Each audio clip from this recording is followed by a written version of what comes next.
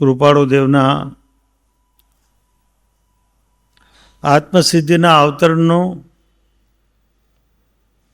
નજીકનો સમય છે. મહાપુરુષોની અંતરંગ ઈચ્છા શું છે? એમને શું જોઈએ છે એમના જીવનમાં? એમ કે જે એક વાદળ હોય અને વાદળ પાણીથી લબાલબ ભરેલું હોય, એ વાદળની શું ઈચ્છા છે? વાદળને વરસવું છે, પણ જ્યાં યોગ્ય જગ્યા નથી મળતી માટે વાદળ વરસી શકતું નથી. વાદળ તો વરસવા તૈયાર છે, પણ સાધક તરસવા માટે તૈયાર છે. એનામાં ઝંખના છે, અભિપ્સા છે, વિરહ છે, વેદના છે, તમન્ના છે, તળવળાટ છે, એનામાં અવસ્થા છે અંદરમાં. અગર સાધકમાં અવસ્થા નથી તો સાક્ષાત તીર્થંકર પરમાત્મા હોય અને કરુણાથી લબાલબ ભરેલા હોય તો પણ વરસી શકતા નથી. ઉપાદાન કારણ સહિરે પુષ્ટાલંબન દેવ, ઉપાદાન કારણ પણ રે પ્રગટ કરે પ્રભુ સેવ. ઉપાદાન જ્યાં સુધી તૈયાર ન થાય ત્યાં સુધી સાક્ષાત તીર્થંકર સદેહે આવની ઉપર હાજર હોય તો પણ જીવના કલ્યાણનું કારણ બની શકતા નથી, કારણ કે પાત્ર તૈયાર નથી. પાત્રની પોતાની તૈયારી જોઈશે. એમની અંદરમાં કરુણા, આ જ્ઞાની પુરુષોને વરસવા માટે શું અંદરથી દબાણ થાય છે? જ્ઞાની પુરુષને વરસવા માટે અંદરમાંથી કંઈ ઉત્સાહ જાગે છે? એવું કંઈ જ્ઞાની પુરુષને થતું નથી. એ તો પૂર્ણ છે. એને પૂર્ણ તત્વની અનુભૂતિ કરી છે. એને પૂર્ણ અવસ્થા અંદરમાં જોઈ લીધી છે. એને પરમ ગુગવતો અમૃતનો સાગર અંદરમાં અનુભવ્યો છે. એ પરમ પ્રસન્ન છે, એ આનંદિત છે. એને કંઈ બોલવું પણ નથી, કંઈ કહેવું પણ નથી, પણ એની એક ધારા કરુણા, એ કરુણા જ્ઞાનીને ચેન લેવા દેતી નથી. એ જુએ છે કે આ અમૃતનો સાગર અંદર ગુગવી રહ્યો છે તો જગતના જીવો દુઃખી કેમ છે? આ જગતનું દુઃખ, આ જગતના જીવો દુઃખી હોવાનું કારણ શું છે એમનામાં? એ વાત કૃપાળુદેવે અહીં આગળ ઉજાગર કરી છે આખી સમગ્ર આત્મસિદ્ધિમાં. એમનામાં પણ કરુણા હતી. એમને પણ માર્ગ પ્રશસ્તિનો ભાવ હતો. ભાવ એટલા માટે હતો કે ઉન્માર્ગ જે અંદરમાં પ્રવેશી ગયો છે એને દૂર કરવો અને સન્માર્ગને પ્રચલિત કરવો, એવા ભાવ, એવા પરમ ભાવની ધારા કૃપાળુદેવમાં પ્રવાહિત થતી. નિરંતર એ જ વિચાર, એ જ રટન. કૃપાળુદેવ લખે છે કે અમે સમગ્ર જગતથી અપ્રતિબદ્ધ છીએ, પણ સત્સંગને અમે પ્રતિબદ્ધ છીએ. સમગ્ર જગતથી જે અપ્રતિબદ્ધ છે, લગભગ વિતરાગતાની સ્થિતિ છે, પણ છતાં સત્સંગથી પ્રતિબદ્ધ છે. એટલા માટે કે સત્સંગમાં કોઈ જીવ પામે, કોઈ મુમુક્ષુ પામે વાત જો, કોઈ મુમુક્ષુ પામે વાત જો. જ્ઞાની પુરુષો તો વહેતી ધારા છે, એ તો આવીને આવીને ચાલ્યા જશે. જીવને કલ્યાણ કરવું છે કે નહીં, એ જીવને પોતાને જોવાનું છે, પોતાને જોવું પડશે. આવી કરુણાની ધારા એક યશો વિજયજી મહારાજને શરૂ થઈ આજથી 350 વર્ષ પહેલાં. કારણ કે પરમાત્મા જ્યાં સુધી હાજર હતા, ભગવાન વીર જ્યાં સુધી હાજર હતા, ત્યાં સુધી તો માર્ગ પ્રશસ્ત હતો. એ ગયા પછી સુધર્મા સ્વામી, યાવત જંબુ સ્વામી સુધી આ કરુણાની પ્રચંડ ધારા કેવળ જ્ઞાનના માહોલમાં હાજર હતી. પણ પછી આ ધારાઓમાં વ્યક્તિઓ આવતી ગઈ, પોતાની વાત ઉમેરતી ગઈ, પોતાની ધારાઓ અંદર નાખતી ગઈ. 350 વર્ષ પહેલા યશો વિજયજી મહારાજ સાહેબે 125 ગાથાનું ને 350 ગાથાના સ્તવનની રચના કરી છે. 125 ગાથાના સ્તવનમાં લખે છે યશો વિજયજી મહારાજ, વિષય રસમાં ગૃહી માચિયા, નાચિયા કુગુરુ મદપુર રે, ધૂમ ધામે ધમાધમ ચલી, જ્ઞાન માર્ગ રહ્યો દૂર રે, સ્વામી શ્રી મંદરાવી નથી. યશો વિજયજી મહારાજ કહે છે કે અહીં તો સાક્ષાત કોઈ વિતરાગ પરમાત્મા હાજર નથી, તો એમને કમ્પ્લેન ક્યાં કરી? સિમંદર સ્વામીને ફરિયાદ કરી કે પ્રભુ, વિષય રસમાં ગૃહી માચિયા નાચિયા કુગુરુ મદપૂર રે. વિષય રસમાં, વિષય અને કસાયના પોષણમાં આપણે આપણું સમગ્ર જીવન પસાર કરીએ છીએ. એને કુગુરુ મદપૂર રે, કુગુરુના હાથમાં પડ્યા છીએ. આપણને કોણ બચાવશે?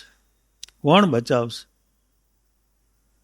દ્રવ્ય ક્રિયારુચિ જીવડા, ભાવ ક્રિયારુચિ હીન. ઉપદેશક એહવા મળ્યા, જીવ શું કરે બીજું નવીન. બીજું જીવન નવીન શું પ્રાપ્ત કરશે? એની એ જ ધારામાં જીવ્યા કરશે. અંદરમાં જ્યાં સુધી પોતે પ્રજ્વલિત નહીં થાય, પોતે જાગ્રત નહીં થાય, પોતે મારા અવેરનેસ નહીં આવે, ત્યાં સુધી જીવનમાં સાધનાનું અનુસંધાન થઈ શકતું નથી.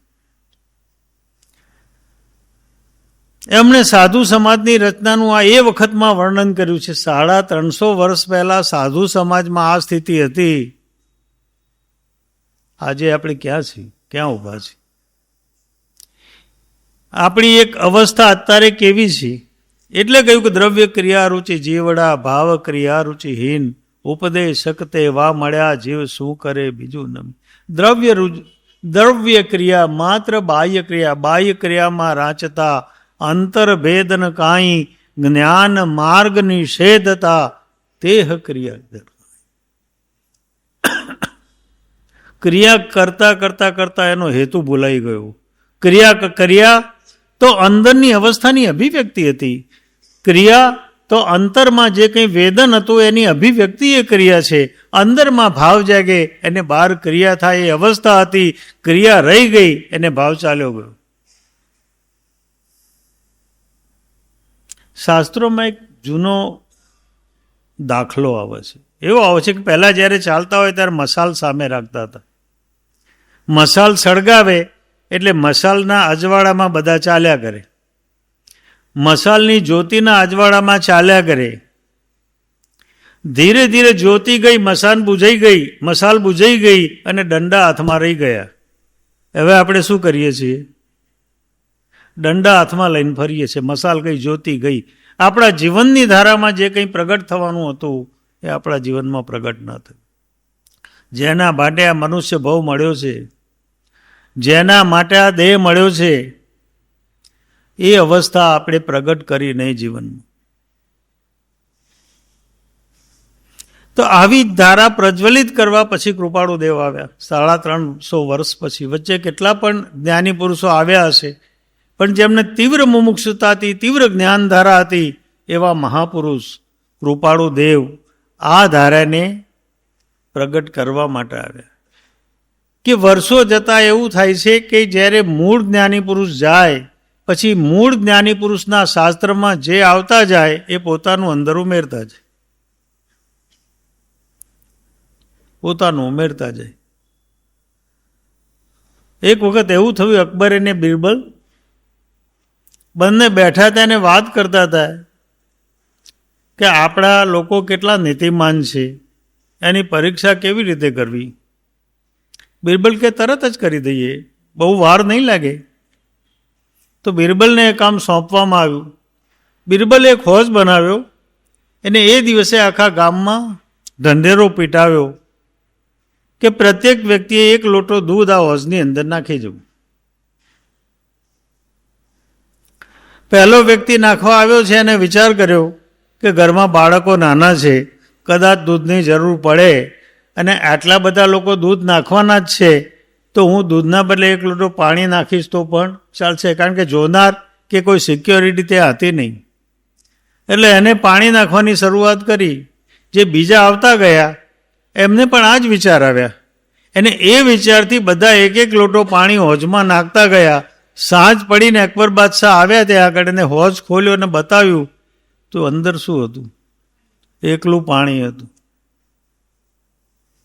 એમ આપણા શાસ્ત્રની શું દશા થઈ છે? મૂળ શાસ્ત્રો વિલીન થતા ગયા અને વ્યક્તિ અંદર પેસતી ગઈ. જેમ જેમ વ્યક્તિ અંદર પ્રવેશ કરતી ગઈ એમ મૂળ શાસ્ત્રો ચાલ્યા ગયા અને વ્યક્તિના માનસિક વિચારો અંદરમાં પ્રવેશતા ગયા. કૃપાળુદેવ આ માટે આવ્યા હતા. કૃપાળુદેવને જરૂર નથી આવવાની. જ્ઞાની કૃપાળુદેવ લખે છે કે જ્ઞાની પુરુષો માટે અથવા તો પ્રાપ્ત પુરુષો માટે આ ભરત ક્ષેત્ર અનુકૂળ નથી. કૃપાળુદેવ કહે છે કે આ ભરત ક્ષેત્ર અનુકૂળ નથી, કારણ કે એ સાધનામાં પોતે પસાર થઈ શકે, જે અંદર દિવ્યતા ભવ્યતા પ્રગટ કરવી છે, અને જે અમૃત જે આત્માઓમાં રેડવું છે એ રેડવાની સુવિધા અહીં આગળ નથી, આ જગતમાં નથી. એમની અંદરની ભાવના તો એ છે કે જે અંદર અમૃતનો મહાસાગર ગુગવે છે એ મહાસાગરમાં બધાને આચમન કરાવવું, બધાને ડૂબાડવું, બધાને પ્રાપ્ત કરાવવું, અને એ પોતે એમના જીવનમાં વિતરાગતા પ્રાપ્ત કરે, એ ભાવથી કૃપાળુદેવ અહીંયા જગતમાં ઉતરી આવે છે. એમનો જન્મ નથી પણ એમનું અવતરણ છે, એમની રચનાઓ નથી પણ એમના ભાવની અભિવ્યક્તિ છે. રચના કરવી હોય તો કેટલા સાજ બેસાડવા પડે, કેટલા તાલ મેળવવા પડે, પણ રચના તો અંદરમાંથી પ્રગટ થાય, ભાવ તો અંદરમાંથી પ્રગટ થાય. અંદરના હૃદયમાંથી જે એમનો ભાવ પ્રગટ થયો, જે ધારા વહેતી થઈ, જે કરુણાના બોધમાંથી ધોધ વહેતો થયો, એ ધોધનું નામ છે આત્મસિદ્ધિ. આ જ ધારાને વેદના કૃપાળુદેવને રહી અને તેમાંથી અપૂર્વ અવસર આપીને સાધનાની ધારાને ઉજાગર કરી. 14 ગુણ સ્થાનકોનું વર્ણન એમને અપૂર્વ અવસરમાં કર્યું. અપૂર્વ ક્યાંય લીટી કાનો માત્રનો તો ફરક નથી, પણ ક્યાંય પણ એક પછી એક ગુણઠાણાના જે ક્રમારોગ છે એમાં પણ લેશ માત્ર ફરક પડતો નથી. એવું પદ્યમાં જો કોઈએ આપ્યું હોય તો એ પરમ કૃપાળુ દેવ છે. અંદરમાં તીવ્ર વૈરાગ્યનું વેદન છે. પોતાના માતા બીમાર છે, એમના ખાટલા ઉપર બેઠા છે, અને તીવ્ર વૈરાગ્યના વેદનમાંથી પ્રગટ થયેલી ધારા એ અપૂર્વ અવસર છે. દિવ્ય ધારા એમની પ્રગટ થઈ છે. ઈચ્છે છે જોગીજન. શું ઈચ્છે છે જોગીજન? જોગીજનની ઈચ્છા શું છે? જોગી એટલે પ્રાપ્ત પુરુષ. એની ઈચ્છા શું છે કે જીવનમાં વ્યક્તિ જે કામ માટે આવ્યો છે, જે કાર્ય માટે આવ્યો છે, પોતાની અનુભૂતિ કરવા માટે આવ્યો છે, એ અનુભૂતિ ન કરે તો એનું જીવન વેડફાતા વાર લાગતી. આપણો અનંત સંસાર કેવી રીતે ચાલ્યો છે? કોઈ કર્મ અનંત કાળનું નથી. મેક્ઝિમમ એનો કાળ હોય તો 70 કોટાકોટી સાગરોપમનો છે મિથ્યાત્વ મોહનીયનું, બાકીના 40, બાકીના 30 ને બાકીના 20. તો સંસાર તો અનંત કાળનો છે. કેવી રીતે ચાલ્યો હશે? ક્યાંક ભૂલ થાય છે, ક્યાંક ચૂક થાય છે, એના કારણે આપણો સંસાર અનંત કાળનો થયો છે, નહીં તો અનંત કાળનો સંસાર હોઈ શકે નહીં. અને મનુષ્યના પ્રત્યેક અવસ્થા માટે આપણે મૂલ્ય ચૂક્યું છે. આંખ, કાન, નાક, જીભ, ચામડી બધા માટે આપણે મૂલ્ય ચૂક્યું છે. મન મેળવવા માટે પણ મૂલ્ય ચૂક્યું છે. માણસ જેટલું સક્ષમ મન ક્યારે પણ કોઈને મળી શક્યું નથી.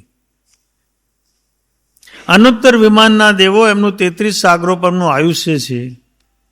એ યોગીઓ એને સાધકો જ જાય છે. શ્રેષ્ઠ કક્ષાના સાધકો નાની સરખી ભૂલના કારણે એમને દેવલોક પ્રાપ્ત થાય છે.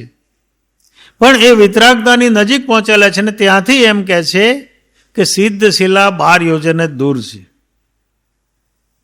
એમને 33 સાગરોપમનું આયુષ્ય છે. 17.5 સાગરોપમ એક પડખે અને 17.5 સાગરોપમ બીજા પડખે સૂઈ રહે છે. એમને કંઈ કરવાનું નથી. રત્નોનું મકાન છે, રત્નોના ઘર છે, જેને શ્રેષ્ઠતમ સુખ સાહેબી કહીએ એવી એમને પ્રાપ્ત થયેલી છે. પણ એમને પૂછવામાં આવ્યું કે તમારી કોઈ ઈચ્છા ખરી? કે બીજી તો કોઈ ઈચ્છા નથી, પણ એક જ ઈચ્છા છે કે અમે મનુષ્ય ક્યારે થઈએ અને મનુષ્ય થઈને અમે સાધના ક્યારે અમારી પૂરી કરીએ. આપણને પૂછે કે તમારી કોઈ ઈચ્છા છે, આપણે શું કહીએ? લાંબુ લિસ્ટ તો આપીએ, પણ આપણે કે અનુત્તર વિમાનમાં જવું છે. ત્યાં દેવોની ઈચ્છા માનવ થવાની છે અને માનવની ઈચ્છા દેવ થવાની છે. ભૂલ ક્યાં થાય છે? આપણી ભૂલ ક્યાં થાય છે? તો ઈચ્છે છે જે જોગીજનમાં, જોગીજન આ ઈચ્છે છે કે જીવ જ્યાં સુધી પોતાની અંતરંગ દશા પ્રાપ્ત નહીં કરે ત્યાં સુધી જીવનમાં શાંતિ નહીં થાય, ત્યાં સુધી જીવનમાં સમાધાન નહીં થાય. તો એના મારફતે એમને માર્ગ પ્રશસ્ત કર્યો અને સમસ્ત માર્ગની પૂર્ણ ધારા આત્મસિદ્ધિ માર્ગમાં સમગ્ર માર્ગ ઉજાગર કરવા માટે કૃપાળુ દેવે આપી. મનસુખભાઈ કિરતચંદ નામના સાધક થઈ ગયા. એમના પ્રકાશન જીવન રેખામાં એક નોંધ લખી છે. એમણે જણાવ્યું છે કે આ અવનિનું કોઈ પણ અમૃત હોય, આ અવનિનું કોઈ પણ અમૃત હોય એ તો આત્મસિદ્ધિ છે. આટલી સરળ, આટલી સુગમ, આટલી સહેલી ભાષામાં સમગ્ર શાસ્ત્ર ઉતારી દેવું એ બહુ સહેલી વાત નથી. જે કૃપાળુ દેવે એમના અંતરંગ ભાવના કારણે એમને કરી બતાવી, સિદ્ધ કરી બતાવી. એટલે એમને એમ પણ કહ્યું કે આત્મસિદ્ધિ એ કુંડામાંનું રત્ન છે, ડુંગરો ખોદવાની જરૂર નથી. કુંડામાં હાથ નાખો એટલે રત્ન હાથમાં આવે. એમ જો અંદરના ઊંડાણ ખેડીએ તો આપણું ચૈતન્ય રત્ન આપણા હાથમાં આવ્યા વગર રહેવાનું નથી. અને આત્મસિદ્ધિ એ પ્રાપ્ત કરવા માટે એક ભૂમિકા છે, એક અવસ્થા છે. પણ યથાર્થપણે એનો બોધ જો જીવનમાં ઉતરે તો આત્મસિદ્ધિ ગાવાથી જાજો લાભ નહીં થાય. ઠીક છે, થોડું પુણ્યકર્મ મળશે, પણ આત્મસિદ્ધિ જીવવાથી લાભ થશે. આત્મસિદ્ધિને જાણવું એક વાત છે ને આત્મસિદ્ધિને જીવવું એ બીજી વાત છે. શાસ્ત્રો જાણવા માટે નથી, શાસ્ત્રો જીવવા માટે છે. જ્ઞાન બે કામ કરે છે. જે જ્ઞાન, નોલેજ ઇઝ વર્ચ્યુ અંગ્રેજીમાં કહે છે કે નોલેજ એ સદાચરણ છે.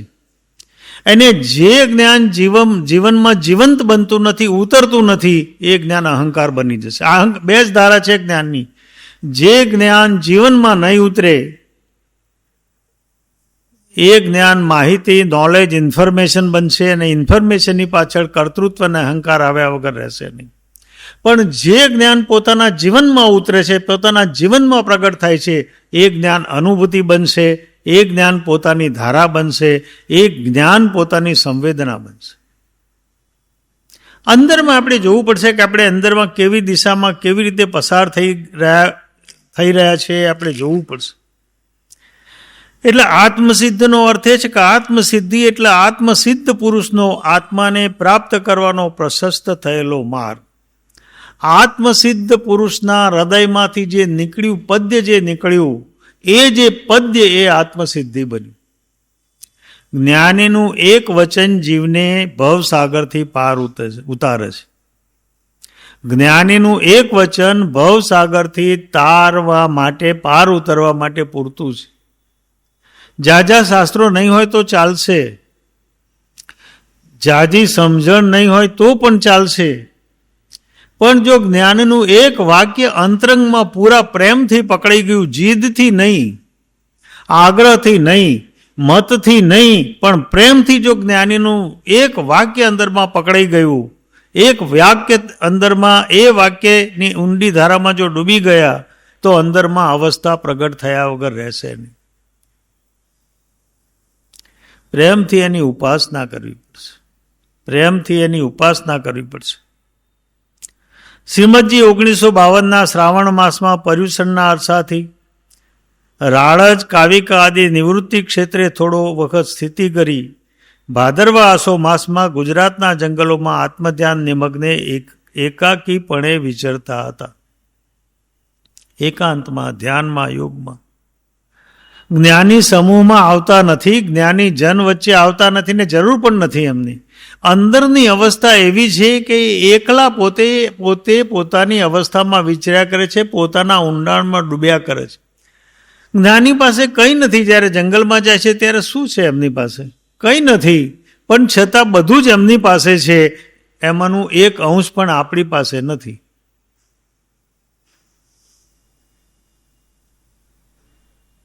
એટલે કહ્યું કે તેહ માયેલો એક અંશ જો આપો, તે વાતે શાબાશી હો પ્રભુજી, ઓલંબડે મતખી. જો તમારી પાસે છે એનો એક અંશ પણ જો અમને આપી દો તો અમારું કલ્યાણ થઈ જશે. પ્રભુ બધું નથી જોઈતું, એક અંશ આપો, બાકીનું આપોઆપ પ્રગટ થશે.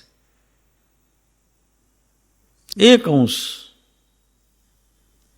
પણ જ્યાં સુધી આપણે એમને સન્મુખ થતા નથી, સમગ્ર આપણી ધારાઓ, આપણા વિચાર, આપણો અભિપ્રાય, આપણું ચિંતન, આપણું જ્ઞાન, આપણો બોધ, આપણી તમામ અવસ્થાઓ જ્યાં સુધી જ્ઞાનીને સન્મુખ નહીં થાય ત્યાં સુધી જ્ઞાની આપણા જીવનમાં ઉતરતા નથી. જ્ઞાનીને માનવા એક વાત છે અને જ્ઞાનીને માણવા બીજી વાત છે. અવસ્થા જુદી છે અંદર. માનવું એ બુદ્ધિનો વિષય છે ને માણવું એ હૃદયનો વિષય છે. જ્ઞાની બુદ્ધિની પકડમાં નહીં આવે, જ્ઞાની હૃદયની પકડમાં આવશે. આપણે જો હૃદયમાં જ્ઞાનીને નહીં ઉતારીએ, નહીં પ્રગટ કરીએ તો આપણા જીવનમાં તથારૂપ અવસ્થા આવી શકતી નથી. જીવન આમ ને આમ આપણું પૂરું થઈ જાય છે. પછી આણંદ થઈ શ્રીમંતજી નડિયાદ પધાર્યા. ત્યાં સંવત 1952 આસોવદી એકમના દિને સંધ્યા સમય પછી બહાર આવ્યા અને સાથે રહેલા અંબાલાલભાઈને કહ્યું, ફાનસ લે. અંબાલાલ એક દિવ્ય વ્યક્તિ છે. દિવ્ય વ્યક્તિ છે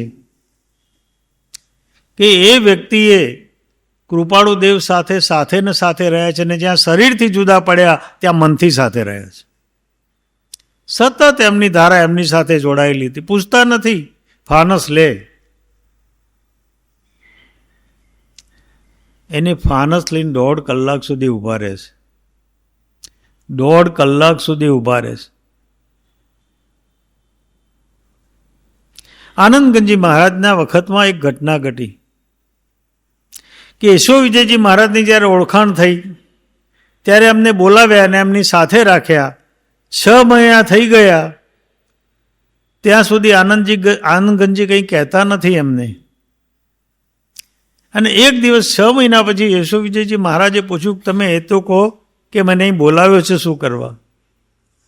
તમે એ તો કહો કે મને અહીં બોલાવ્યો છે શું કરવા? કે જા, તું હવે લાયક નથી ગઈ. હવે તું લાયક નથી તે પૂછ્યું, માટે મારે જે કંઈ આપવું તું. અનેક સિદ્ધિઓના માલિક હતા આનંદગંજી મહારાજ. પણ એમ પૂછ્યું ખાલી કે મને કેમ બોલાવ્યો છે, એમ કહો કેમ પ્રશ્ન થયો એટલે જ્ઞાનીની જે અખંડ ધારા હતી એ ખંડિત કરી નાખી એક શબ્દ. આટલી બધી સંવેદનશીલ ધારાઓ છે. અને વિનય મૂર્તિ અંબાલાલ ફાનસ લઈને 1.5 કલાક ઊભા રહ્યા અને એક સપાટે એકી કલમે આત્મસિદ્ધિનું અવતરણ થયું. આપણે વાંચ્યું તો હશે. વાંચવું એક વાત છે, એને પોતાના હૃદય સાથે એનો તાલમેલ મળવો એ બીજી વાત છે. આત્મસિદ્ધિ પ્રાગટ્યનું નિમિત્ત પણ એ ભાગ્યશાળીઓ બન્યા. જ્ઞાની પુરુષની એક અવસ્થા છે કે એની ધારાને પ્રગટાવવા માટે નિમિત્ત જોઈશે. જ્ઞાનીની પાસે જ્ઞાનનો અખંડ ભંડાર એમના અંતરંગમાંથી ફ્લો થઈ રહ્યો છે, વહી રહ્યો છે. આખી નદી વહી રહી છે. પણ એ જ્યાં સુધી એને ઉજાગર કરનાર, એને જાગૃત કરનાર, એને છંછેડનાર નહીં મળે ત્યાં સુધી એ ધારા પ્રગટ થતી નથી. એવી કૃપાળુદેવની અંતરંગ અવસ્થાની ધારાને છંછેડનાર હતા સૌભાગભાઈ. અંતરમાં કરુણાનું વેદન, અંદરમાં પ્રેમનું વેદન. 6 પદના પત્ર પછી વિનંતી કરી કે ગદ્ય યાદ રહેતું નથી, તેથી પદ્યમાં કંઈક કૃપા થાય તો સ્મૃતિ રહે. બસ આટલી વાત અમને કરી છે. એની કૃપાળુદેવના અંતરંગમાં ગોલન શરૂ થયું. આ સૌભાગભાઈના પ્રેમમાંથી આવેલું ગોલન છે, સૌભાગભાઈની વિનંતીમાંથી આવેલું ગોલન છે. પણ એ જે એમને વાત કરી એ વ્યવહારિક ભાષા નથી, પણ પ્રેમની ભાષા છે. જ્ઞાની જાણે છે વ્યવહારિક ભાષા અને પ્રેમની ભાષા પણ જ્ઞાની જાણે છે. જીવ કઈ ભાષા બોલે છે એ પણ જ્ઞાની જાણે છે કે કઈ ભાષામાં વાત કરે છે. પ્રેમની ભાષા એક વાત છે, સોફેસ્ટિકેશન બીજી વાત છે, સંસ્કાર ત્રીજી વાત છે, સભ્યતા ચોથી વાત છે. પણ પ્રેમ એ શ્રેષ્ઠ વાત છે. અનન્ય પ્રેમ હતો સૌભાગભાઈ, અનન્ય પ્રેમ. રાત દિવસ કૃપાળુદેવનું સ્મરણ રહેતું હતું. એટલે કૃપાળુદેવ લખે છે સૌભાગભાઈને, તમે તો અમારા હૃદયરૂપ રહ્યા, તમે તો અમારા હૃદયરૂપ રહ્યા. અને જે જ્ઞાનીના હૃદયમાં બિરાજે એને જ્ઞાની આત્મજ્ઞાન સિવાય બીજું આપશે શું? એ જ આપે. જે દિવસે જ્ઞાનીના હૃદયમાં જીવનો પ્રવેશ થયો, સમજવું એના દ્વાર અંદરથી ખુલી ગયા અથવા ખુલવાના શરૂ થઈ ગયા. આજે નહીં તો કાલે એ પામ્યા વગર રહેવાનો નથી. બીજી વાત એ હતી, માત્ર એટલું જ નહોતું કે સૌભાગભાઈ માટે એમને પ્રેમ હતો, પણ સૌભાગભાઈને સમ્યક દર્શન માટેની પાત્રતા સૌભાગભાઈમાં હતી. સમ્યક દર્શન માટેની પાત્રતા પણ સૌભાગભાઈમાં હતી. પાત્રતા સિવાય જ્ઞાન અંદરમાં ઉતરી નહીં શકે. જો જીવ પાત્ર નહીં હોય તો જ્ઞાન અંદરમાં ઉતરી શકતું નથી, જ્ઞાન અંદરમાં પ્રવેશી શકતું નથી. ક્યાંક ને ક્યાંક એને સૂક્ષ્મ અહંકાર નડે છે, ક્યાંક ને ક્યાંક એની અવસ્થા અંદરમાં એને નડે છે. માટે ત્યાં સૌભાગભાઈની સમ્યક દર્શન માટેની પાત્રતા પણ હતી. ત્રીજી એક વાત હતી કૃપાળુદેવના હૃદયમાં. એ જોઈ રહ્યા છે કે આ આત્મસ્થિતિનું અવતરણ કેમ થયું એ જોઈ રહ્યા છે. સૌભાગભાઈ માટે આત્યંતિક નિર્દોષ પ્રેમ અને અનુગ્રહ ભાવ હતો. સૌભાગભાઈ માટે અત્યંત પ્રેમ હતો એમને. વારે ઘડીએ એમનો ધંધો અંતરાય કર્મ હતું એટલે ધંધામાં કંઈ જોઈએ એવી બરકત આવતી નથી. વારે ઘડીએ એમને વાત કરતા હતા. ત્યારે એમને કહ્યું કે અમને આ બધું શા માટે કહો છો? એક વખત તમે કહ્યું અમારા ધ્યાનમાં છે, તમે એને શા માટે વારે ઘડીએ કહો છો? અને એ પછી એ નિર્ણય કરે છે, ઉગતા સુરખની શાખે અને નદીની શાખે આજથી અમે ભીખ માગીને ખાઈશું, પણ તમારી પાસે આ વાત કરીશું નહીં. આ સૌભાગભાઈની પ્રેમપૂર્ણ દશા હતી. આવી તૈયારી છે જીવન ચૂકવવાની?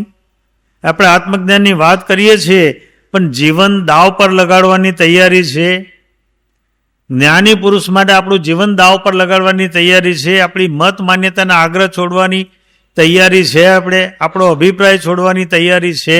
સંજોગો ઊભા થાય તો જ્ઞાનીને પસંદ કરવાની તૈયારી આપણા જીવનમાં છે ખરા? કે શાંતિથી બેઠા બેઠા જગતના ભોગ ભોગવતા ભોગવતા સમ્યક દર્શન જોઈએ છે? અંદરમાં શું અવસ્થા છે આપણે પોતાને એસેસમેન્ટ કરવું પડશે. આપણે પોતાને સમજવું પડશે કે આપણી આંતરિક અવસ્થા શું છે. આપણી પોતાની આંતરિક પાત્રતા અને યોગ્યતા જ્યાં સુધી પોતાનું પોતે એસેસમેન્ટ ન કરી શકે ત્યાં સુધી એ પાત્ર બની શકતો નથી. એટલા માટે કહ્યું કે પાત્ર વિના વસ્તુ ના રહે, પાત્રે આત્મિક દાન, પાત્ર થવા સેવો સદા બ્રહ્મચર્ય મતિમાન. બ્રહ્મચર્ય દૈહિક અવસ્થાની વાત નથી. જેનું ચિત્ત પરમ પરમાત્મામાં રમે છે, જેનું ચિત્ત જ્ઞાની પુરુષમાં રમે છે, જેનું ચિત્ત અંતરંગ ચૈતન્ય સાથે રમે છે, એને કહેવાય બ્રહ્મચર્ય. દૈહિક અવસ્થા તો માત્ર બહારની ક્ષુદ્ર અવસ્થા છે, એમાં અટવાવાની જરૂર નથી. અંદરમાં જો જે પરમાત્મા સાથે જોડાય છે એ બ્રહ્મમાં ચરે છે, પરમાત્મામાં રમે છે, પરમાત્મામાં સ્થિર થાય છે. અંદરમાં અવસ્થા જોઈશે. અને જ્ઞાન શાસ્ત્રમાંથી નહીં મળે. કુંભે બાંધ્યું જળ રહે, જળવીડ કુંભ ન હોય. જ્ઞાને બાંધ્યું મન રહે, ગુરુ વીણ જ્ઞાન ન હોય. જ્ઞાન ગુરુ પાસેથી મળશે. જ્ઞાન એટલે નોલેજ નહીં, ઇન્ફોર્મેશન નહીં, માહિતી નહીં, પણ જ્ઞાન એટલે પોતાની અંતરંગ સ્થિતિ પ્રાપ્ત કરવા માટેની અવસ્થા એ ગુરુ પાસેથી પ્રાપ્ત થશે. પોતાની મેળે નહીં મળે. નિજ કલ્પનાથી કોટી શાસ્ત્રો, માત્ર મનનો આમળો, જીનવર કહે છે જ્ઞાન તેને સર્વ ભવ્યો સાંભળો. માત્ર મનનો આમળ છે.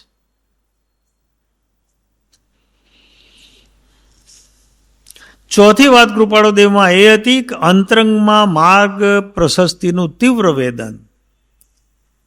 જે રીતે માર્ગ જોતા હતા, જે રીતે જગતના જીવોને એ જે રીતે ક્રિયાકાંડને કરતા જોતા હતા, એ રીતે એમને તીવ્ર વેદના થતી હતી. એટલે અંદરમાં મૂળ માર્ગનું પ્રશસ્ત વેદન હતું. ક્યારે મૂળ માર્ગનું વેદન ક્યારે વારે ઘડીએ સૌભાગભાઈ કહેતા હતા કે તમે માર્ગનું પ્રકાશન કરો તમે. પણ એમ કહેતા હતા કે હમણાં અમારી સ્થિતિ નથી, કારણ કે ગૃહસ્થાવાસમાં છીએ, માટે માર્ગનું પ્રકાશન, માર્ગની પ્રશસ્તિ અમે હમણાં કરી શકતા નથી અને અમારી ઈચ્છા પણ નથી.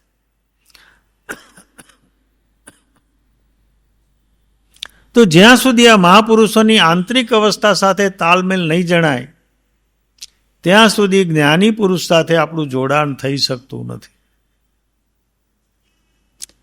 જ્ઞાની પાસે જવું એ એક વાત છે, જ્ઞાની પાસે બેસવું એ બીજી વાત છે, જ્ઞાનીની સેવા કરવી એ ત્રીજી વાત છે, પણ શ્રેષ્ઠ વાત એ છે કે જ્ઞાનીના હૃદય સાથે તાલમેલ મળવું, જ્ઞાનીના હૃદય સાથે જોડાવું. એ અવસ્થા તો જ આવે કે જો જીવમાં પાત્રતા પ્રગટ થાય તો જ એ અવસ્થા આવે, નહીં તો એ અવસ્થા આવી શકતી નથી. જે રીતે ધર્મ પ્રચલિત પરંપરા પ્રમાણે ચાલતો અને મૂળ માર્ગથી વંચિત થતો તે જોઈ પ્રગટેલો તીવ્ર કરુણાભાવ માર્ગની પ્રશસ્તિ માટે પ્રગટતો હતો. કૃપાળુ દેવને માર્ગની પ્રશસ્તિ માટે જે રીતે પ્રચલિત માર્ગ ચાલતો હતો એની વ્યથા અને વેદના હતી. એમને દુઃખ થતું હતું કે આ વીરનો માર્ગ હોઈ શકે નહીં, આ વિતરાગતાનો માર્ગ હોઈ શકે નહીં. પરમ કરુણા અંદરમાં જાગૃત થતી હતી કે આ માર્ગ કોઈ પણ રીતે પ્રગટ થવો જોઈએ અને પ્રશસ્ત થવો જોઈએ. પ્રથમ મૂળ માર્ગ સાંભળો જીનનો રે આણંદમાં આસો સુધી એકમ 1952 એ માર્ગની પ્રશસ્તિની ધારા શરૂ થઈ. આસો સુદ એકમમાં મૂળ માર્ગ પ્રગટ થયું અને આસો વદ એકમે આત્મસિદ્ધિ શાસ્ત્ર પ્રગટ થયું. તો જે મૂળ માર્ગની ધારા એમનામાં વેદન જે થતું હતું, તીવ્ર વેદન અંદરમાં થતું હતું, એ મૂળ માર્ગથી શરૂ થયું છે. તીવ્ર વેદન અંદરમાં શરૂ થયું અને તે તીવ્ર થતા થતા અંતરમાં વૈરાગ્યની ધારા અને તીવ્ર વૈરાગ્યને અનુભૂતિનું પ્રગટ સ્વરૂપ જે આત્મસિદ્ધિ રૂપે આસોવદી એકમ ગુરુવાર 1952 રોજ એનું અવતરણ થયું. આનું અવતરણ થયું છે.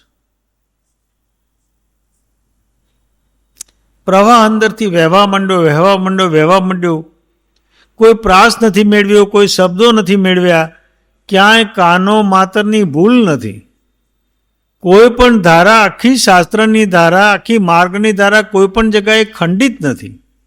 એવી દિવ્ય અવસ્થા, દિવ્ય ધારા એમને ક્રમબદ્ધ પ્રત્યેક ક્રમમાં મૂકીને અંદરમાં મૂકી છે. એ હૃદયમાંથી વહેલી ધારા છે, પ્રગટેલી ધારા છે, એ બનાવેલી ધારા નથી.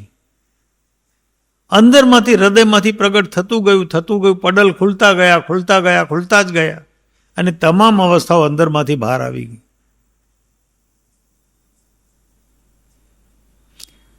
એને મુખ્યત્વે તો એ પ્રગટ થયો શ્રી સૌભાગ્યને શ્રી અચળ આદિ મુમુક્ષુ કાજ. લખે છે કૃપાળુ દેવ, સૌભાગભાઈ અને શ્રી અચળભાઈ એ મુમુક્ષુઓ એ વખતે ચિત્તમાં હતા, એમની ધારામાં હતા. એ જીવોના કલ્યાણ માટે આ માર્ગની પ્રશસ્તિ મૂળ એ માર્ગ એ હેતુ માટે થઈ.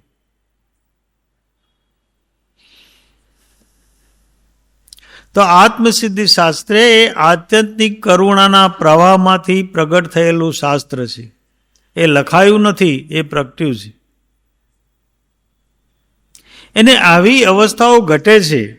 જેમ કે ભગવાન મહાવીરે જ્યારે સમસવરણ રચ્યું અને ગણધરો જ્યારે આવવાના શરૂ થયા ત્યારે એમની પ્રદક્ષિણા ફરે છે અને પૂછે છે Kim Tatvam, Kim Tatvam, Kim Tatvam. ત્રણ જ વાત કરે છે, ઉપનેયવા, વિઘ્મેયવા, ધ્રુવેયવા. એને 14 પૂર્વોની રચના 48 કલાકમાં થાય છે, 48 મિનિટમાં થાય છે. 14 પૂર્વોની રચના 48 મિનિટમાં, કરોડો શ્લોકો ની રચના 48 મિનિટમાં એમના અંતરમાં થઈ જાય. આને કહેવાય કરુણા, આને કહેવાય અનુગ્રહ, પરમાત્માનો અનુગ્રહ. અંદરમાંથી શાસ્ત્ર અને શાસ્ત્ર આખું ને આખું શાસ્ત્ર અંદરમાંથી પ્રગટ થઈ જાય, એ એમની અવસ્થા, એ અંદરમાં એમની સિદ્ધિ.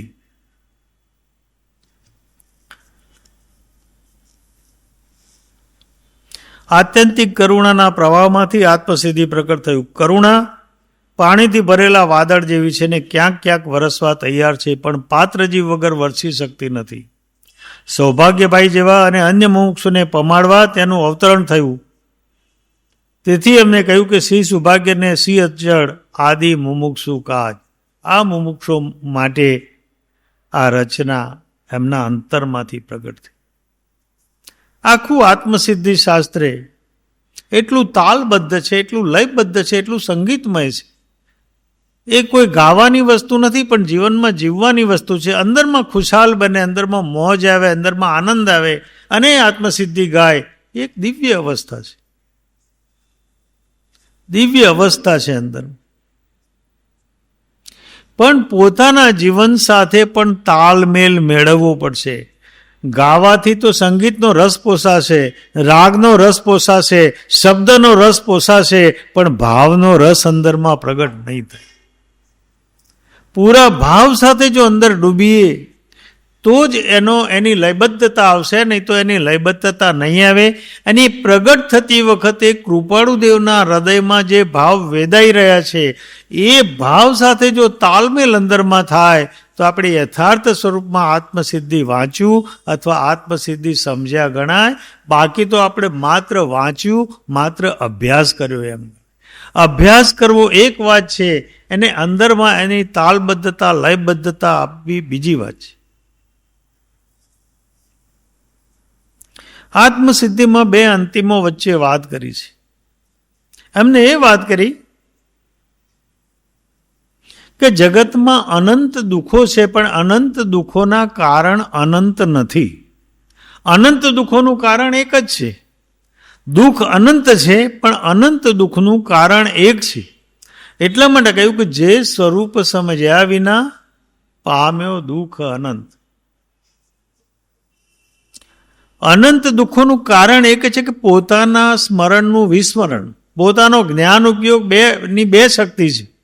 એ વિભાવ રૂપે પણ પરિણમે છે અને એ સ્વભાવ રૂપે પણ પરિણમે છે. જ્યારે જ્ઞાન દશા પ્રગટ થાય ત્યારે વિભાવ રૂપે પરિણમવાની શક્તિ તૂટતી જાય છે અને સ્વભાવ રૂપે પરિણમવાની શક્તિ વધતી જાય છે. એ આખી જ્ઞાન દશા છે. એની જ્યારે જ્ઞાનીને અનુભવ થાય છે ત્યારે વિભાવ શક્તિ તો નષ્ટ થઈ જાય છે, માત્ર સ્વભાવ શક્તિ જ અંદર બચી રહે છે. પોતાના સ્વભાવમાં પોતાના જ્ઞાન ઉપયોગનું પરિણમન. એટલે કહ્યું જે સ્વરૂપ સમજ્યા વિના પામ્યો દુઃખ અનંત. પણ એ સ્વરૂપ કોનાથી મળશે? શાસ્ત્રથી મળશે, વિદ્વાન પાસેથી મળશે, વાંચવાથી મળશે, કોઈના અભિપ્રાયથી મળશે, કોઈના બોધથી મળશે, કોઈના કહેવાથી મળશે? એ નહીં મળે કોઈના કહેવા. તો કોનાથી મળે? તો કે છે સમજાવ્યું તે પદનમું શ્રી સદગુરુ ભગવન. એ સત્પુરુષ જ જોઈશે, જ્ઞાની પુરુષ જ જોઈશે. જ્ઞાની પુરુષ પ્રાપ્ત થયા સિવાય એ જે પદ, જે અંદરની અવસ્થા છે, ચૈતન્યની જે અવસ્થા છે, સમજાવી ઉતરવી, જીવનમાં આવવી અત્યંત મુશ્કેલ છે. અંદર પ્રવેશ, કારણ કે અતિન્દ્રિય તત્વ છે, નિર્વિકલ્પ અવસ્થામાં પ્રાપ્ત થઈ શકે અને બાકીની બધી અવસ્થાઓ વિકલ્પમાં છે. જ્યાં સુધી ઉપયોગ નિર્વિકલ્પ નહીં બને ત્યાં સુધી અંદરમાં એની અનુભૂતિ ઉતરી આવતી નથી. અને એ નિર્વિકલ્પ આપણો જોયેલો, જાણેલો, સમજેલો, વિચારેલો રસ્તો નથી, પણ એ જ્ઞાનીએ અનુભવેલો રસ્તો છે. એટલા માટે કહ્યું કે સમજાવ્યું તે પદનમું શ્રી સદગુરુ ભગવન. સદગુરુ જોઈશે. સદગુરુ એટલે આપ્ત પુરુષ, પ્રાપ્ત પુરુષ, જેને પૂરેપૂરી પોતાના ચૈતન્યની અનુભૂતિ કરી છે એવા પુરુષ જોઈશે. એટલે અમને બીજી વાત મૂકી તરત જ એના અંતિમ ચરણમાં કે દેહ છતાં જેની દશા વર્તે દેહાતીત તે જ્ઞાનીના ચરણમાં હો વંદન અગણિત. એમ કહ્યું કે આ સત્પુરુષ ગમે તે કોઈ માની બેસે સત્પુરુષ નહીં. નોલેજ હોય, પોતાને રંજિત કરે, પાંડિત્ય વિશેષ હોય, સારી ભાષા હોય, બોલવામાં ભલભલાને ડોલાવી દે એવી અવસ્થા હોય, એ સત્પુરુષ નહીં. પણ સત્પુરુષ કોણ? દેહ છતાં જેની દશા વર્તે દેહાતી. દેહમાં રહેવા છતાં પણ દેહથી જેની ભિન્ન અવસ્થા છે સત્પુરુષ. દેહમાં હોવા છતાં દેહથી ભિન્ન પોતાની જાતને અનુભવે છે એ સત્પુરુષ. જ્ઞાની ચૈતન્ય ઉપર ઊભા છે, જ્ઞાની આત્મા ઉપર ઊભા છે અને દેહ દ્વારા વર્તે છે. જ્ઞાની ક્યાં ઊભા છે? જ્ઞાનીની સમગ્ર અવસ્થા, સમગ્ર સુરતા ક્યાં છે? જ્ઞાનીની સમગ્ર સુરતા જ્ઞાન તરફ છે, આત્મા તરફ છે. એ આત્મા ઉપર ઊભા રહીને વાત કરે છે. એટલે કૃપાળુદેવને પૂછવામાં આવ્યું કે તમે કહેલી વાતો તો અમે ઘણી વાર સાંભળી છે, તમે કહેલી વાતો તો અમે ઘણીવાર સાંભળી છે, પણ જ્યારે તમારા શ્રી મુખેથી સાંભળીએ છીએ ત્યારે એ અમને હાડો હાડ લાગે છે. એનું કારણ શું? સમજાય છે? તમારા શ્રી મુખેથી સાંભળીએ ત્યારે અમને હાડો હાડ લાગે છે, એનું કારણ શું? કૃપાળુદેવ કહે છે એટલા માટે કે અમારી વાત અમારા ચૈતન્ય પ્રદેશોને લૂછાઈને આવે છે. અમારી વાત અમારા ચૈતન્ય પ્રદેશોને લૂછાઈને આવે છે. જ્ઞાની બોલે છે ચૈતન્યમાંથી બોલે છે. જ્ઞાની બુદ્ધિથી બોલતા નથી, વિચારથી બોલતા નથી, અભિપ્રાયથી બોલતા નથી, શાસ્ત્રથી બોલતા નથી, ચિંતનથી બોલતા નથી. જ્ઞાની હૃદયથી ચૈતન્યમાંથી બોલે છે. જ્ઞાનીનો પોકાર ચૈતન્યમાંથી ઉઠે છે. અને જ્ઞાનીનો પ્રોકાર જ્યારે ચૈતન્યમાંથી ઉઠે છે ત્યારે તિર્યંચ જીવો પણ પામી જાય છે. ચંડકોશિક નાગ પાસે ભગવાન મહાવીર ગયા છે. 3 શબ્દો બોલ્યા છે. આપણે કેટલા શાસ્ત્રો સાંભળ્યા હશે? આપણે કેટલા શાસ્ત્રોનો અભ્યાસ કર્યો હશે? ચંડકોશિકે કેટલા શાસ્ત્રો સાંભળ્યા હશે? ચંડકોશિકને 3 શબ્દો કહે છે, બુજ્જે બુજ્જે ચંડકોશિકે, અને ચંડકોશિકને જાતિ સ્મરણ જ્ઞાન ઉત્પન્ન થઈ જાય. આ જ્ઞાનીની વાણી છે. જ્ઞાનીની વાણી ઠાલા શબ્દો નથી, માત્ર 52 અક્ષરોમાં સમાયેલી વાણી નથી. જ્ઞાનીની વાણી અનંત અવસ્થાઓને લઈને આવે છે, માટે સામેનાના હૃદયને ભેદ્યા વગર રહેતી નથી. એ હૃદય ભેદી હોય છે. જ્ઞાન હૃદયને ભેદી નાખે. જો પાત્ર જીવ હશે તો હૃદયને ભેદી નાખશે, અને કુપાત્ર જીવ હશે તો એ વાણી એને સ્પર્શી શકતી નથી, એના જીવનમાં ઉતરી શકતી નથી. એનું જીવન પણ નિષ્ફળ જાય છે, અને એનું ધર્મ અભ્યાસ પણ નિષ્ફળ જાય છે. કારણ કે જેને જ્ઞાનીના વેદક શબ્દો પણ પોતાના હૃદયમાં ન ઉતરી શકે, એ સમજવું કે પાત્રતા અંદરમાં પ્રગટ થઈ નથી. તો અહીં કહે છે કે દેહ છતાં જેની દશા વર્તે દેહાતીત, તે જ્ઞાનીના ચરણમાં હો વંદન ગણિત. દેહમાં હોવા છતાં દેહથી અતીત, દેહથી પેલી પાર, દેહથી ભિન્ન, દેહથી જુદા એવી જેની અવસ્થા છે. દેહ તો માત્ર આયુષ્ય છે ત્યાં સુધીનું સાધન છે, બાકી એમની અવસ્થા તો ત્યાં વિતરાગપણે પ્રગટ થઈ ચૂકી છે. પ્રગટ થઈ ચૂકી છે એવી અવસ્થા છે. કૃપાળુદેવે વિસ્તાર કરતા કરતા પણ એમ કહ્યું કે આ પ્રાપ્ત કરવું હશે તો કેટલીક અવસ્થાઓમાંથી બહાર નીકળવું પડશે. એક અવસ્થા ક્રિયાજડતા અને બીજી અવસ્થા શુષ્ક જ્ઞાની. કોઈ ક્રિયાજળ થઈ રહ્યા શુષ્ક જ્ઞાનમાં કોઈ માને માર્ગ મોક્ષનો કરુણા ઉપજે જોઈ. બાહ્ય ક્રિયામાં રાચતા અંતર ભેદન કાંઈ, જ્ઞાન માર્ગ નિષેધતા તેહ ક્રિયાજળ આઈ. ક્રિયા કરતા કરતા કરતા કરનાર ગુમ થઈ જાય. માલા બનાઈ કાષ્ટ કી બીચ में डाला सूत, માલા બિચારી ક્યાં કરે કરને વાલા કપૂત. માળાનો એક મણકાથી બીજો મણકો આપણે ફરીએ છીએ, આપણો ઉપયોગ ક્યાં જાય છે? આપણો ઉપયોગ ઠરે છે? ઉપયોગ એટલો સૂક્ષ્મ છે કે સોયની અણી ઉપર રાઈનો દાણો ઠેરવવો હોય એટલો સમય પણ ઉપયોગ સ્થિર રહી શકતો નથી. એટલો ચંચળ ઉપયોગ છે. આટલો ચંચળ ઉપયોગ છે. તો ક્રિયા તો એટલા માટે છે, ક્રિયા વાડ છે. ક્રિયા આપણી દિવાલ છે કે ક્રિયા કરવાના કારણે આપણે બહાર ન જઈએ અને ઉપયોગને પાછો વાળીએ, પણ ઉપયોગને પાછો વાળવાના બદલામાં ક્રિયા રહી ગઈ અને ઉપયોગ ક્યાંક જતો રહ્યો. ઉપયોગ ક્યાંક જતો. એક મણકાથી બીજા મણકા ઉપર આપણી આંગળી ફરે છે ત્યાં સુધીમાં ઉપયોગ આપણો ક્યાં હોય છે? આપણો ઉપયોગ બહાર જતો રહે. બહાર જતો રહેશે.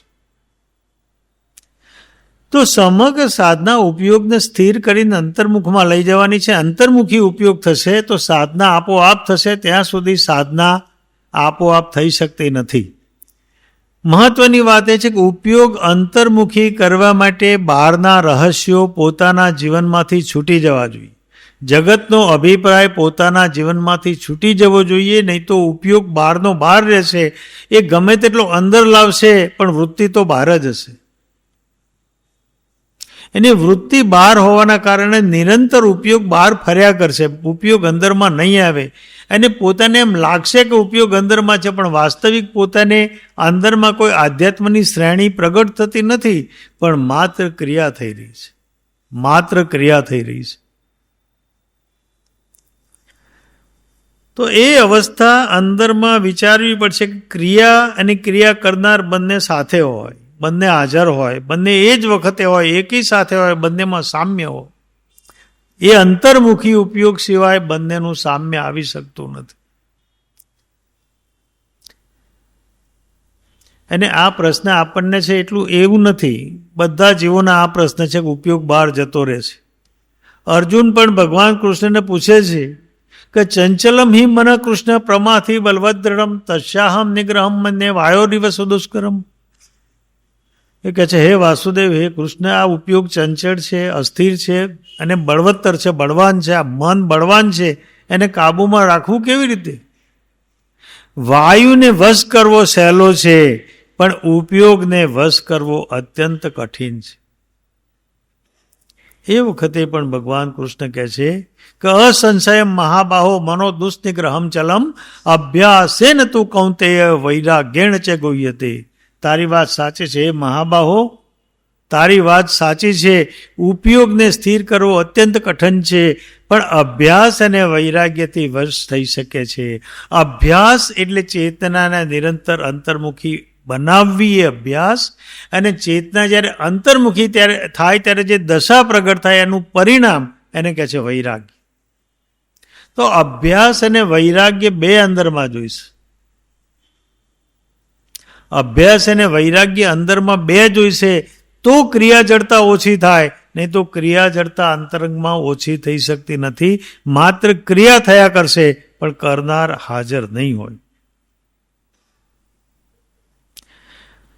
શુષ્ક જ્ઞાની એમ કે છે કે બંધ મોક્ષ છે કલ્પના, ભાખે વાણી માહી, વર્તે મોહા વેશમાં શુષ્ક જ્ઞાની તે આહી. એ બંધની વાતો કરે છે. નય, નિક્ષેપ, પ્રમાણ, સપ્તભંગી, ગુણસ્થાનકો બધાની વાતો કરે છે. કૃપાળુ દેવે આત્મસિદ્ધિમાં મોટી ટકોર કરી છે. મુખથી જ્ઞાન કથે અને અંતર છૂટ્યો ન મોહ. મોઢેથી ગમે તેટલી વાતો કરતો હોય જ્ઞાનની, પણ અંદરમાંથી મોહ નથી છૂટ્યો, એ જ્ઞાન દશા નથી. મોહ છૂટવો એટલે બહારના પદાર્થોની, બહારના જગતની પોતાના ચિત્ત ઉપરની પકડ છૂટી જવી, એને કહેવાય મોહ છૂટ્યો. આપણા ઉપર પકડ કોની છે? બહારની અવસ્થાઓની પકડ આપણા ચિત્ત ઉપર છે, કારણ કે એનો પ્રભાવ છે. આપણે એની અવસ્થા જાણી છે, એનું મૂલ્ય જાણ્યું છે. એ મૂલ્ય ન તૂટે ત્યાં સુધી ભાવ ન તૂટે. વૈરાગ્ય એટલે પદાર્થનું મૂલ્ય પોતાના ચિત્ત ઉપરથી તૂટી જવું, એને કહેવાય વૈરાગ્ય. પદાર્થનું મૂલ્ય ચિત્ત ઉપરથી તૂટી જાય એટલે ભાવ તૂટે, ભાવ તૂટે એટલે એની સાથેનું જોડાણ તૂટે, જોડાણ તૂટે એટલે પદાર્થ હોવા છતાં પદાર્થ ચિત્તમાંથી છૂટી જાય, એને જ્ઞાન ઉપયોગ પાછો અંતરની યાત્રા તરફ પાછો ફરે. એ અવસ્થા અંતર્મુખી અવસ્થા.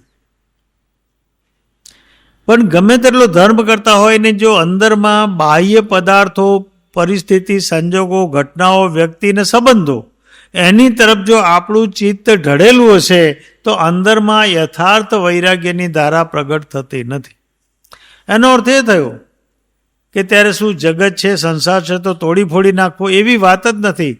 સંસારને તોડવાની, સંસારને ડિસ્ટર્બ કરવાની વાત જ નથી. પણ સંસારની અંદર એટેચમેન્ટ ન કરવાની વાત છે. સંસાર ભરેલો, સંસાર સંસારના કારણે છે. સંસારને અપલાપ કરવાનું કામ તો ત્યાગી કરે છે, પણ સંત એમ કહેતા નથી કે સંસાર ખરાબ છે. સંસાર તો સંસારના કારણે છે. જેને સાધના કરવી છે એને સંસાર નડતો નથી, પણ એને સાધના કરવી નથી એટલે સંસારનું બહાનું પેદા કરે છે. સંસાર તો સંસારના કારણે છે, સાધના તો અંતર્મુખી કરવાની છે.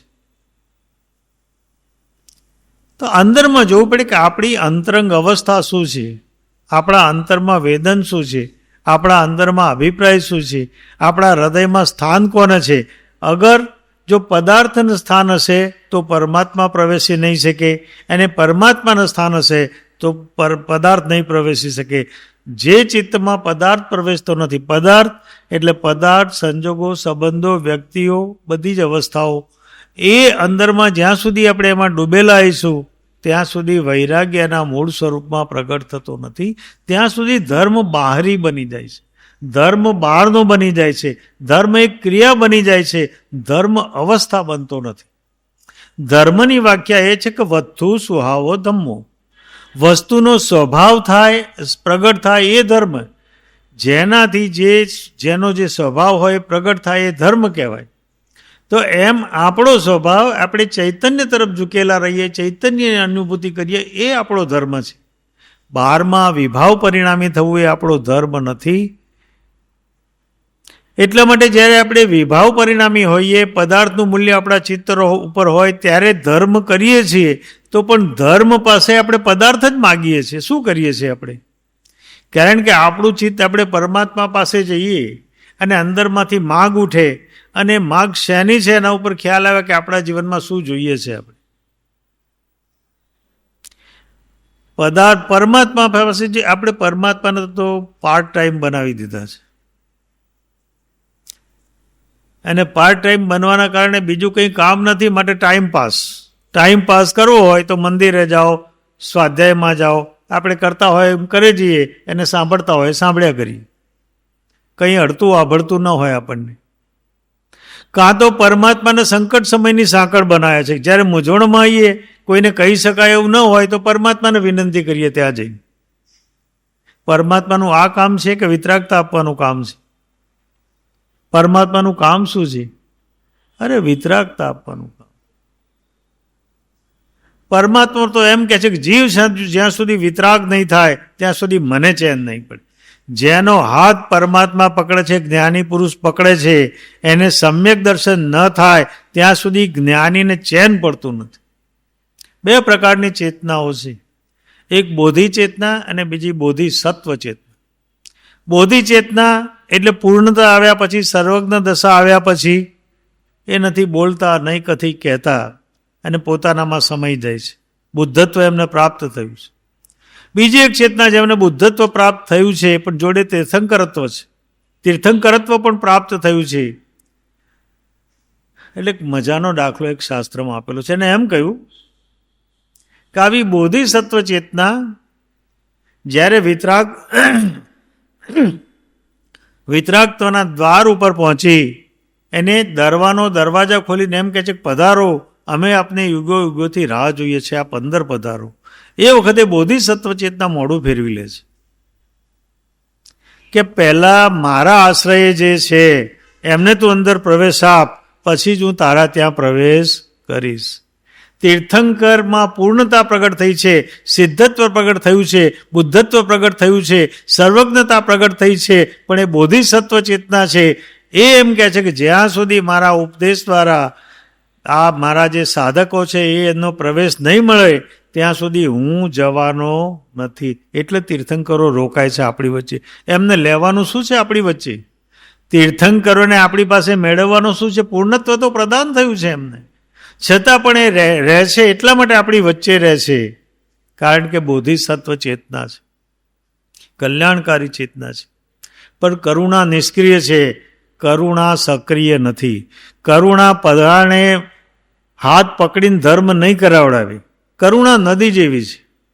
નદી કોઈની પાસે જતી નથી, પણ જેને પાણી પીવું હોય, જે તરસ્યો હોય, જેને તડપણ હોય, જેને અંદરમાં અભિપ્સા જાગી હોય પાણીની, એ નદી પાસે જાય. બાકી નદી એમ કહેતી પણ નથી તું પાણી પી.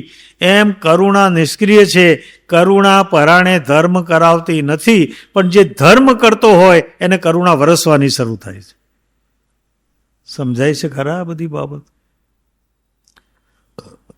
જે ધર્મ કરતો હોય એને કરુણા આપોઆપ વરસવાની શરૂ થાય છે. જે અંતર્મુખી બન્યો છે એના સંજોગો આપોઆપ ઉજમાળ થતા જાય છે. અચાનક એના જીવનમાં, એના કુટુંબમાં, એના સમાજમાં ફેરફારો શરૂ થાય છે. આ ચેતના એવી છે કે ચાર્જ ચેતના છે, એની ઓરા છે, એની ચાર્જ ચેતના છે. અને ચાર્જ એની જે ચેતના છે, જ્ઞાની પુરુષની ચેતના છે એની આસપાસમાં એની ચેતનાનું વાતાવરણ છે, અને એ વાતાવરણમાં જો યોગ્ય મુમુક્ષુ અંદર પ્રવેશી જાય, એની ચેતના પણ અંદરમાં જાગૃત થઈ જાય, અચાનક ચેતના જાગૃત થઈ જાય. આવા કેટલાય કિસ્સા બન્યા છે કે પરમાત્માની પાસે જતાની સાથે ચેતના ઉજાગર થઈ ગઈ. ભગવાન ગૌતમ સ્વામીને શું થયું? આવ્યા હતા તો વેદાંતના સિદ્ધાંતો લઈને, આવ્યા હતા તો અહંકાર લઈને, પણ એમની સાથે જતાની સાથે થયું શું? આખી ચેતનાને સમ્યક જ્ઞાન પ્રદાન થઈ ગયું. સમ્યક જ્ઞાન પ્રદાન થઈ ગયું. કયા પુસ્તકો ભણ્યા હતા એ તો બધા ભણેલા હતા, એ બધા ભૂલ્યા, ત્યારે જ્ઞાન પ્રદાન થયું. અંદરમાં ઉજાગર થઈ જશે, અચાનક ચેતના ઉજાગર થઈ જશે. જ્ઞાની પુરુષની ઓરામાં આવતાની સાથે ચેતના સક્રિય થઈ જાય. પણ એક જ્ઞાની પુરુષ જોઈશે, એ માત્ર ને માત્ર જ્ઞાની પુરુષ જોઈશે. અત્યારે આખું જગત ગુરુ થવા તૈયાર છે, કોઈ ચેલો થવા તૈયાર નથી. પહેલાં શિષ્યત્વ નિર્માણ થાય, પછી જ્ઞાન થાય. શિષ્યત્વ નિર્માણ થયા સિવાય જ્ઞાન થઈ શકતું નથી, કારણ કે અહંકાર શિષ્યત્વમાં ઓગળે છે, અને અહંકાર ઓગળ્યા પછી અસ્તિત્વનો બોધ શરૂ થાય. અસ્તિત્વના બોધ થયા પછી જ્ઞાન દશા અંદરમાં આવે. ત્યાં સુધી જ્ઞાન દશા અંદરમાં આવતી નથી. એટલા માટે કહે છે કે બાહ્ય ક્રિયામાં રાચતા અંતર્ભેદ ન કાંઈ. અંતરમાં કોઈ ભેદ નથી પડ્યો, અંતરમાં જગત છૂટું નથી પડ્યું, અંતરમાંથી જગત સાથે જોડાયેલો છે. અને એ ક્રિયા કરશે તો પણ એનો બોધ જગત તરફ હશે. એ જે કંઈ કરશે તો પણ એનો બોધ જગત તરફ હશે. એ જગત તરફ ઝૂકેલો હશે. એ ડિક્લાઇનિંગ ટુ ધી વર્લ્ડ, આખા જગત તરફ એ ડિક્લાઇન થયેલો હશે, ઝૂકેલો હશે. એટલે એના અંદરમાંથી જે માગ ઉઠશે એ પણ પદાર્થની ઉઠશે, વ્યક્તિની ઉઠશે, અહંકારની ઉઠશે. એ માગ અંદરમાંથી ઉઠશે. તો આ અવસ્થા એટલા માટે કહ્યું કે બંધ મોક્ષ છે કલ્પના, ભાખે વાણી માહી વર્તે મોહા વેશમાં, શુષ્ક જ્ઞાની તે આ. શુષ્ક જ્ઞાની છે, બંધ મોક્ષને કલ્પના માને છે. ક્યાં દેખાય છે, ક્યાં જોયું છે કશું? કેટલીય જગતમાં એવી અવસ્થાઓ છે જે દેખાતી નથી, છતાં આપણે માનીએ છીએ, કારણ કે આપણી દ્રષ્ટિ સીમિત છે અને જગત તો અનંત છે. જ્ઞાન અનંત, દર્શન અનંત, શ્રદ્ધા અનંત, ચારિત્ર અનંત, પણ માણસની બુદ્ધિ કેટલી? ખાબોચિયા જેવડી. એક માણસ દરિયા ઉપર, દરિયા પાસે બેઠો છે અને એને ખાડો ખોદ્યો છે. સાથે ચમચી હતી, દરિયામાંથી એક ચમચી પાણી લીધું અને ખાડામાં નાખ્યું. એરિસ્ટોટલ ત્યાંથી પસાર થતા હતા. એમને પૂછ્યું કે મહાશય શું કરો છો? કે દરિયો ખાલી કરું છું. દરિયો ખાલી કરું છું ચમચીથી, બાજુમાં ખાડો ખોદ્યો છે એમાં. અરે કે ભલા માણસ, આમ તે દરિયો ખાલી થતો હશે? કે એ તો વાત હું કરું છું કે બુદ્ધિની અંદર અનંત જ્ઞાની કેવી રીતે પકડમાં આવશે? તમારી બુદ્ધિ ખાબોચિયા જેવડી છે. એ ખાબોચિયા જેવડી બુદ્ધિમાં અનંત જ્ઞાની કેવી રીતે પ્રકટમાં આવશે? જ્યાં સુધી એ બોધ નહીં સમજાય પોતાને, ત્યાં સુધી અહંકાર ઝૂકતો નથી. અહંકાર નહીં ઝૂકે ત્યાં સુધી અસ્તિત્વનો બોધ અંદરમાં પ્રગટ થતો નથી. અસ્તિત્વનો બોધ અંદરમાં પ્રગટ નહીં થાય ત્યાં સુધી જીવનની સમસ્યાઓનો અંત આવવાનો નથી. એટલા માટે કહ્યું કે જે સ્વરૂપ સમજ્યા વિના, આ સ્વરૂપ જીવનમાં જીવ્યા વગર અંદરમાં જીવનની સમસ્યાઓનો અંત ક્યારે પણ આવી શકવાનો નથી.